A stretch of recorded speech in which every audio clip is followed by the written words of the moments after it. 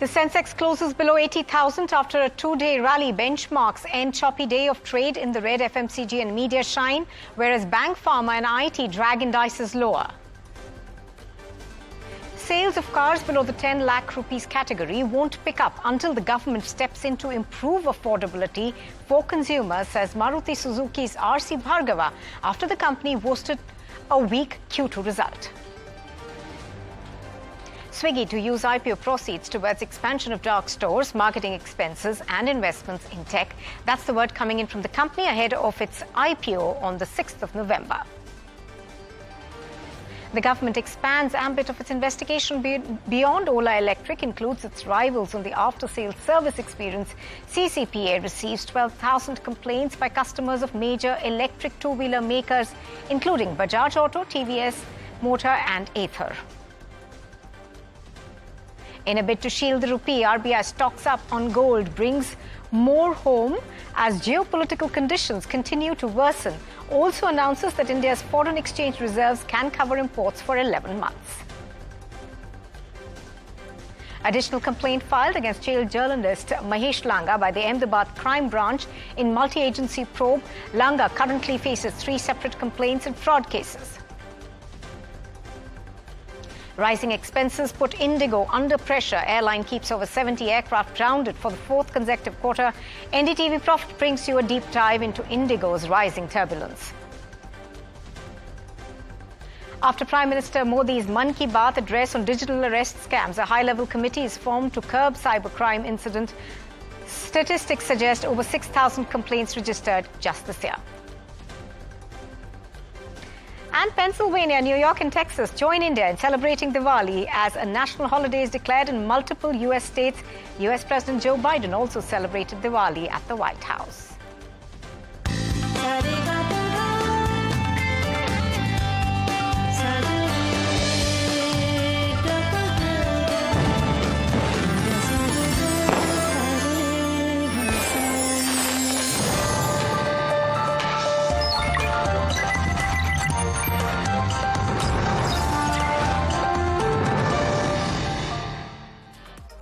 Good evening and welcome. You're watching Profit 360 on NDTV Profit and I'm Nupur Talwar Suri. As always, we begin with a look at what's happened on the markets today. And the Sensex closed below 80,000 after a two-day rally. The benchmarks ended choppy day of trade in the red, and FMCG and media were the continued to shine today, whereas bank, pharma and IT dragged the indices lower. Harsh Saita is joining in with a quick wrap of all that's happened on the Lal Street today. Well, benchmarks closed lower, and let's pull up the intraday graph on the Nifty. 0.5% lower on the Nifty 50. Pretty much similar picture on the Sensex as well. That's the intraday chart. From the day's high, we fell by over almost 200 points to the day's low. But thereafter, slight bit of recovery, if at all, to close around 150 points lower from the day's highs. A lot of that due to the bank Nifty. First onto the contributors on the Nifty 50, and that's where we'll see the picture as to how banks have dominated the day today, especially in the way in which the index has moved. ICICI, HDFC, Axis, 3 of those pushing the index lower by at least 60 points. And then you had Infosys also contributing to some pain there. So 4 stocks sharing 100 points on the Nifty. That's how it played out, and 126 points lower on the Nifty 50 today. Let's pull up the Nifty Bank now. See first the intraday chart, thereafter constituents, and what we'll see largely is the way in which there has been sustained weakness in the Nifty Bank through the day. These are your constituents. A lot of them, especially the heavyweights, ICICI, Kotak, PNB, Bob, as well as an HDFC which closed in the red, have basically dragged the index down. Let's pull up the Nifty mid cap and small cap, where we've seen some bit of outperformance today. The Nifty mid cap up around 0.25%, the small cap up 1.2%. So, and the breadth of the market strong. When you're looking at the advanced decline, not reflective of the way the benchmark has closed, 0.5% lower. Let's last off look at the picture with regard to the BSE 500 stocks, and a lot of these movers on the back of earnings. Some bit of tepidness in MCX seen. We'll have to wait and watch as to how that is playing out, and even in some EMS plays, something like an Amber and a Dixon seeing some bit of weakness.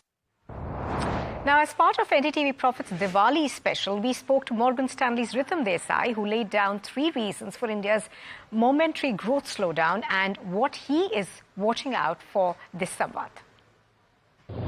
This growth slowdown is down to, I think, 3 things. Okay, so the first is the Shraddh period, which shifted. So the year-on-year comparisons have got distorted. So that's the least important. It's behind us already. The second is the month of August, which had unusually strong showers, and that, of course, hurt demand and hurt output. That's also behind us. The third and most pertinent and lingering problem is government spending. So if you look at the first 5 months of this year, the fiscal deficit is tracking 3.4%. The budget was 4.9. Government spending is down 1.2% over last year. Government expenditure is 12% of GDP.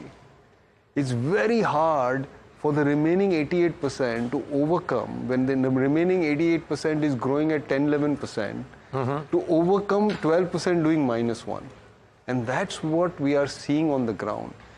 People try to say it's urban slowdown, rural slowdown. It is plainly the lack of spending by the government. Now, the first quarter of this fiscal was attributed to the elections. So obviously during elections, spending slowed down. We lost the month of August to rains. Maybe September was partly affected by Shraddh. So hopefully the data improves in October. But clearly this is about government spend. Now here on this point, if the government has to go back to its fiscal target, and this is a really odd situation for India, because all of us who've been in India for a long time looking at government budgets, governments historically in this country have struggled to meet their fiscal targets. Usually they slip. Okay, we are actually in an inverse position right now, which is that we're going to actually beat our fiscal target. So we're going to have a deficit which is lower. So in order to get to 4.9%, I think if you do the math, the government spending for the remainder of this fiscal, which is starting October, has to be of the magnitude of 25% year on year. Okay, and if they manage to achieve that, the markets are in for a very big surprise on growth. Because I don't think the market is thinking in this fashion. Got it. Now, that is a spending capacity issue of the government, and maybe they don't do 25, maybe they do 20. But it's still a big jump from where we have been in the first half of this year. So I think this is what is ailing the market right now. And then, of course, as we've been writing actually for 2 months, and we were discussing outside in the studio, for 2 months I've been saying, things are getting a little frothy. Especially in the spits. There's a bunching up of, IPOs. So that bunching up of IPOs is also taking some of the appetite for secondary market away. And that happens from time to time. Neither of these are structural issues. Right. We are still in a structural bull market. And earlier we spoke to Dsha Irani from Helios Capital Management about his views on recent consumption trends and what sectors he's bullish about as well. Consumption has been a bit of a dampener, I think, for our markets. I mean, especially given that the rural was already suffering. Now urban also has backed off. But I believe that's because of the way the liquidity in the system is today. I mean, there's a lot of crunch by banks to raise deposits, and as a result, they're very reluctant to give out credit also for consumption phase, the unsecured credit, as you will. And then the regulator also has been coming down quite heavily on the banks. I think if that eases out, and my feel is that it'll ease out probably by the March quarter per se, because RBI, frankly, I mean, is trying to fight a very strong dollar, which is again strengthening against all global currencies, leave alone India. So I think that is where the issue is. And maybe once that happens, you'll see consumption also kicking in. However, as I said, there are pockets of positive news. I mean, the banks have, the good franchisee banks where you've seen that the credit quality has been, the loan book has been pretty strong. I mean, as the quality of the loan book, they're doing fairly well. IT continues to do well. Pharma looks pretty interesting as such. So these are the pockets, and plus high-end consumption. In fact, I was just reading up before I came on your show. Look at the way the gold has taken off during Dhanteras, though the quantity is lower, but the values are much higher than what they did. Or the car sales which happened over Dhanteras. So I think, and also that's premium cars, by the way. So you can imagine the high-end sales are pretty okay. Same is the case in the FMCG space, where the premiumization continues. But unfortunately, volumes aren't picking up. But my feel is that's probably this quarter, December quarter, when you see that the base of the last December quarter already is becoming lower, you'll see some kind of semblance coming back. Now, as Swiggy is on its way to launch its IPO, the company plans to use their capital towards expansion of dark stores, marketing expenses and investments in tech. We spoke to Rahul Batra, the CFO of Swiggy, about the company's growth trajectory. Overall, the margin itself is, a derivative of the, size of the, the business, also the monetization, as well as the cost that we are able to control in the business. I think the good news is most of the costs today that we see in the system are almost, mimicking where steady state should be, right? So the platform itself, as I said, growing. Throughput per store is an important, derivative or a variable. Average order value is a very, very important, variable, and we have seen that continue to expand as the more and more categories get added, as larger SKU sizes get added on the platform. And monetization, we have also started to monetize on the advertising side of the business, which is very exciting. So these are the levers that has helped us to continue to shrink our negative, contribution margin, and this trajectory will continue going forward. Now on to an NDTV Profit exclusive. The government has expanded the ambit of investigation by Ola Electric, including its rivals in the after-sales service experience. Now the CCPA has received 12,000 complaints by customers of major electric two-wheeler makers, including Bajaj Auto, TVS Motor and Ather. Shrimi joins in with more on this. Shrimi, hi, take us through the expansion that we are seeing now in this probe.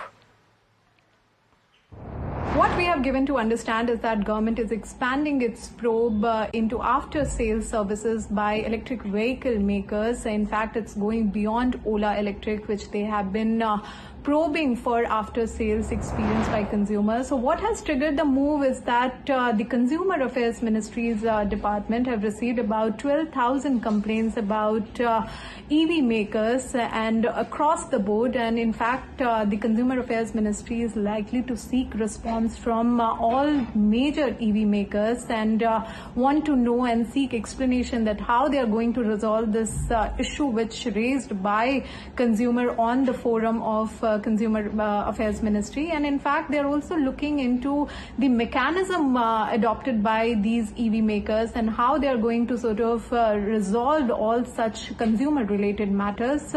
Besides, on the Ola Electric side, the Ola has responded to ministry. They are going by each of the responses and each of the complaints and seeing that whether the matter has been fully resolved or not. However, Ola Electric claims that they have tried to sort of resolve 99% of the complaints, but ministry has not given the green signal on to Ola on this. So we are tracking the story and we'll get more that how the redressal mechanism is in work by these EV makers.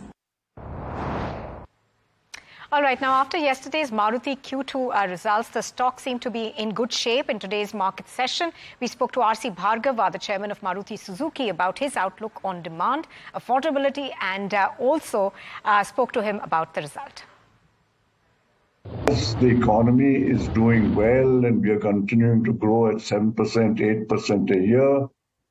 The affordability factor which came into play from the time BS6 was introduced, that affordability factor will gradually go away.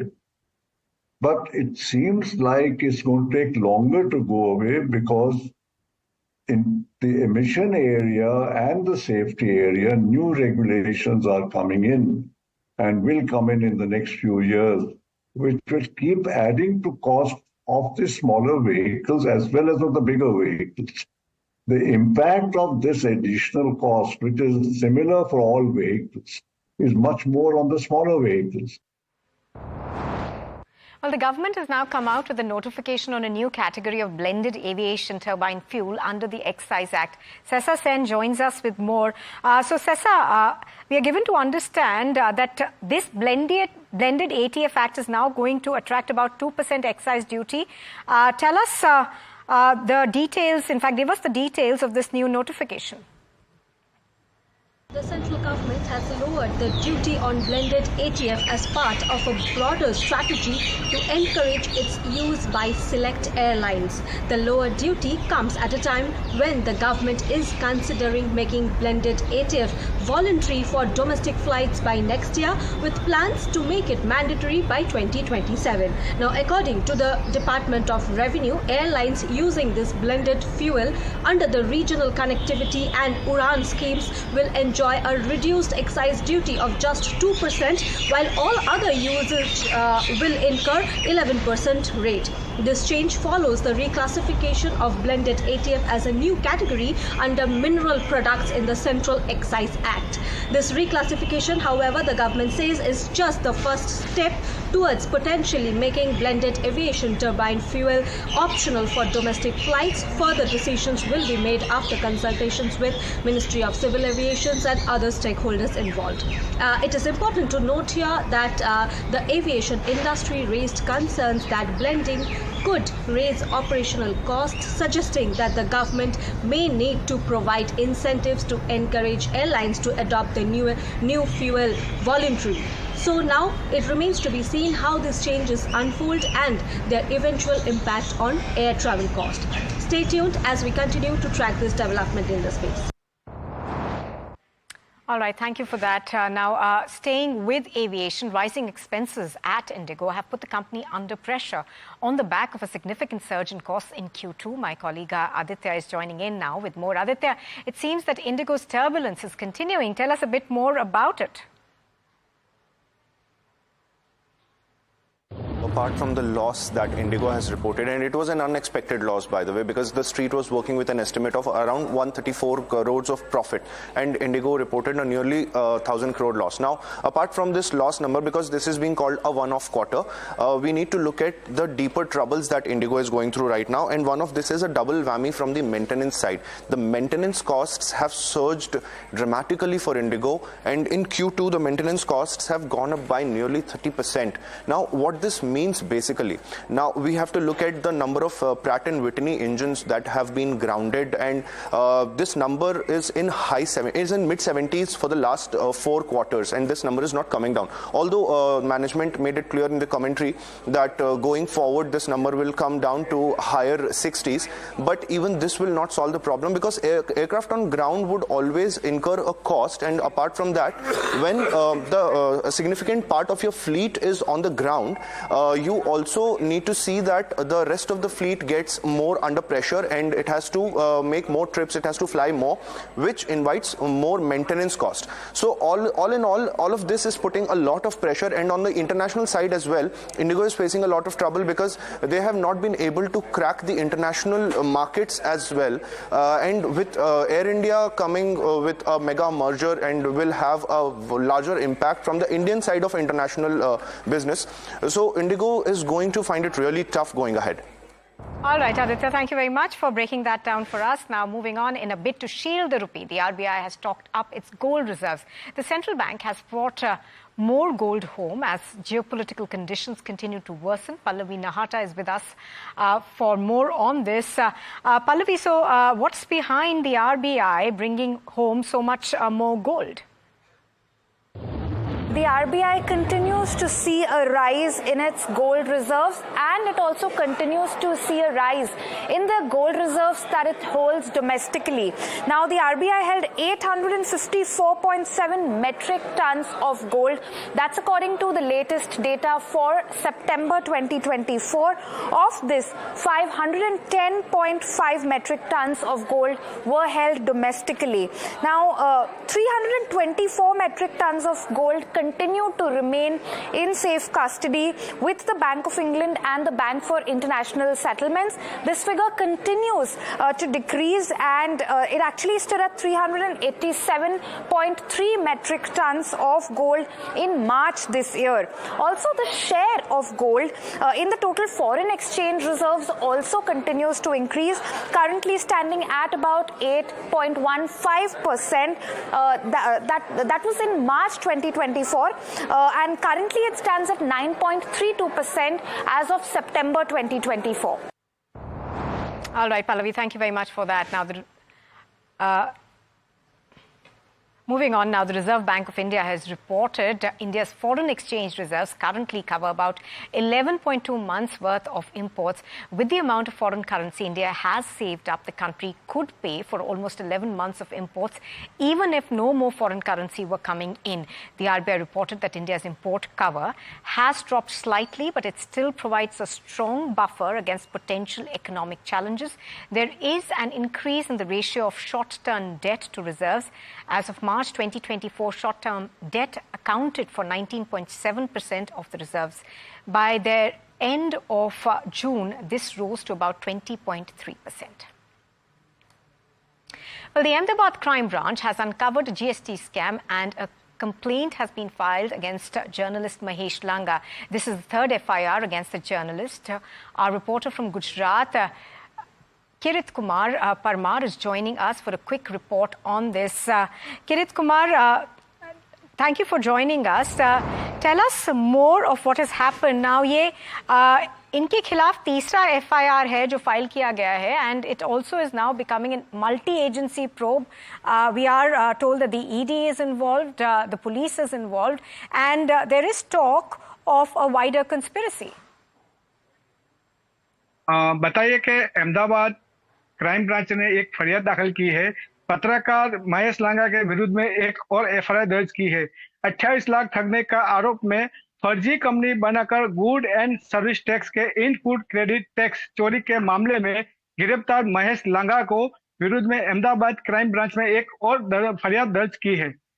Ahmedabad में police commissioner ने बताया कि GS Malik ने बताया कि खुशी enterprise नाम की कंपनी के निर्देशक प्रणव शाह ने महेश लंगा के खिलाफ 28 लाख रुपए के ठगने के कारण मामला दर्ज किया है। उसकी शिकायत पर क्राइम ब्रांच ने प्राथमिक दर्जी की और शाह ने बताया कि महेश लांगा ने बोडेगांव में एक रेस्टोरेंट में मुलाकात की और खुद की सरकार में अच्छी पहचान बताते हुए विज्ञापन का काम कराने के नाम पर 16 से 15 जून तक दौरान 23 लाख रुपए लिए गए थे।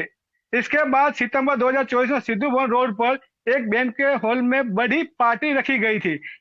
इसमें बिल का 5 से 6 लाख रुपए भी शाह ने भुगतान किया था। इस दौरान ने 28.68 लाख रुपए लांगा ने नकद स्वरूप में शाह को देने का भरोसा दिया था, लेकिन बाद में रुपए देने से इनकार कर दिया और मांगने पर व्यापारी को उनकी छवि धुलने का व्यापार नुकसान में होने का धमकी दी थी। पति और भाई और पत्नी के नाम पर बड़ी फर्जी कंपनी बनाई गई थी। पुलिस कमिश्नर ने बताया कि फर्जी कंपनी का बनाकर जीएसटी इनपुट टैक्स क्रेडिट चोरी करने मामले में लांगा ने सहित 17 लोगों को पकड़ा गया चुका है। इसकी जांच में सामने आया है कि लांगा ने उसकी पत्नी और भाई के नाम पर भाई की पत्नी और अलग अलग फर्जी कंपनी बनाकर कई कंपनी को चूना लगाया है। आगे की तपास पुलिस कमिश्नर कर रहे हैं, ऐसा बताया पुलिस कमिश्नर ने। All right, thank you very much for joining us with those details. Now, following the Prime Minister's call for awareness on digital arrests and cyber fraud in his recent Mann Ki Baat address, a high-level committee has been formed to tackle these issues. This special committee is being monitored by the Ministry of Home Affairs Internal Security Secretary and is set to launch a focused campaign to curb digital arrests across the country. Now, the Ministry of Home Affairs is already reached out to the state police instructing immediate action on reported incidents. Over 6,000 complaints of digital arrests have been recorded this year alone. The 14C will track each case individually to ensure timely action. Well, moving on, the Russian Defense Ministry has claimed that it has taken the Ukrainian town of Selidov, which is southeast of the key city of Pokrovsk. Russian forces have been advancing on Selidov in the last several weeks, according to frontline reports. It's part of Russia's ongoing assault and incremental territorial gains in eastern Ukraine. Reports suggest that the Ukrainian city was an important staging area for the defenses and key foothold to prevent Russia's advance towards the city. Ukrainian authorities have not yet commented on Russia's claims of control.